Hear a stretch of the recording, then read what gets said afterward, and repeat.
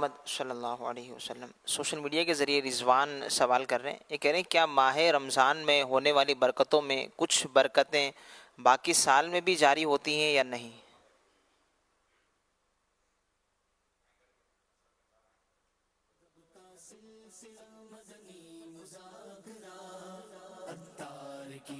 ان برکتوں کو رمضان شریف سے ریلیٹڈ کرنا، لیکن یہ سمجھ میں نہیں آیا ریلیٹڈ کیسے کیا جائے.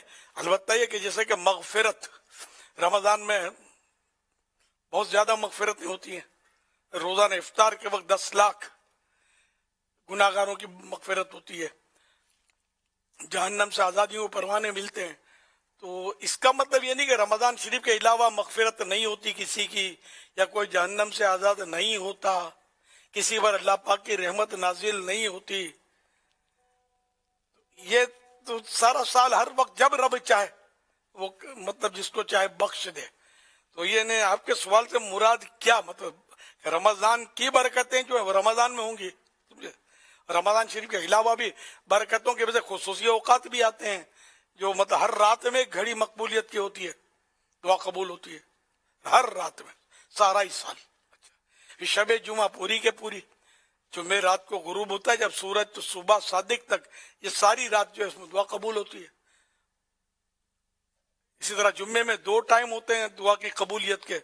ایک تو جب امام خطبے کے لیے مطلب آتا ہے ممبر پر، تو اس وقت سے لے کر غالباً اس میں قول مختلف ہیں، نماز جمعے کی 2 رکعت پوری ہونے تک یہ قبولیت کے اوقات ہیں. ایک قول کے مطابق 2 خطبوں کے درمیان جب امام خطیب جو ہے وہ بیٹھتا ہے نا 2 خطبوں کے درمیان، تو یہ 2 خطبوں کے درمیان یہ قبولیت کا وقت ہوتا ہے. اس میں وقت بہت تھوڑا ملتا ہے لیکن اس میں بھی یہ قبولیت کا وقت ہوتا ہے. اسی سورج ڈوبنے سے پہلے یہ رمضان شریف معاف کیجئے جمعے کو سورج ڈوبنے کے وقت یہ قبولیت کی گھڑی ہوتی ہے. ہم لوگ یہ کہ بازاروں میں مصروف ہوتے اس وقت توجہ ہی نہیں ہوتی. اب یہ ضروری نہیں کہ اہتمام کے ساتھ 2 زانو بیٹھ کر قبلے کی طرف منہ کر کے دعا مانگے، بہتر اچھے آداب ہیں نہیں، یہ موقع مصروف ہے ادھر ادھر. تو اس وقت کم از کم غروب آفتاب کے ٹائم پر بھلے چل رہے ہیں پھر رہے ہیں آ رہے ہیں جا رہے ہیں، اور اس وقت دعا کر لے، چلتے چلتے کر لے. اور ویسے بھی حضرت لقمان حکیم جو مشہور ہیں، جن کی قرآن میں صورت بھی ہے جن کے نام کی لقمان، یہ حکیم سے مراد یہ دوائیں جو دیتے ہیں وہ حکیم نہیں، حکیم مانے دانا، عقل مند. تو حضرت لقمان رضی اللہ تعالیٰ انہوں نے اپنے بیٹے سے فرمایا ایک بار کہ بیٹا موقع بموقع رب اغفر لی کہہ لیا کرو، پروردگار میری مغفرت کر دے. کہ ہو سکتا ہے کہ کیونکہ قبولیت کی گھڑیاں ہوتی ہیں کہ کسی قبولیت کی گھڑی میں تمہارے منہ سے رب اغفر لی نکل جائے کہ اے اللہ میری مغفرت کر دے اور تم بخشے جاؤ. تو یوں مطلب یہ کہ بندہ مطلب کرتا رہے. اب مفتی احمد یار خان رحمۃ اللہ علیہ نے بہت پیاری بات ایک لکھی ہے، مزہ آ گیا. سرکار صلی اللہ علیہ وسلم کو جو سلام عرض کرتا ہے سرکار اس کا جواب دیتے ہیں، خود جواب کی تعلیف فرمائی ہے تو یہ بھی جواب دیتے ہیں سرکار.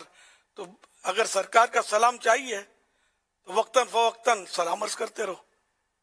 تو میری سمجھ میں آ گیا یہ کہ کبھی یاد آیا تو السلام علیکم یا رسول اللہ، جواب ملے گا آقا کی بارگاہ سے کہ میں نے عرض کیا السلام علیکم یا رسول اللہ، یا رسول اللہ آپ پر سلام ہو. اب یہ ضروری نہیں کہ ہم جا کر سنہری جالیوں کے سامنے سلام عرض کریں تو ہی سلام کہلائے گا. ہم دنیا میں جہاں بھی ہوں ہم سلام عرض کریں. درود شریف پڑھنے کے لیے مدینہ شریف جانا، بارگاہ رسالت میں حاضر ہونا ضروری تو نہیں ہے، اگرچہ سعادت ہے ہر ایک کو میسر نہیں ہے. تو یہ کہ دنیا میں جہاں بھی ہم درود شریف پڑھتے ہیں، سلام پڑھتے ہیں، الصلاۃ والسلام علیک یا رسول اللہ پڑھتے ہی نا ہم، تو اسی طرح السلام علیکہ یا رسول اللہ یہ عرض کر دیا کہ یا رسول اللہ آپ پر سلام ہو. تو سرکار اپنے غلاموں کو نواز دیں گے اور ارشاد فرما دیں گے وعلیکم السلام.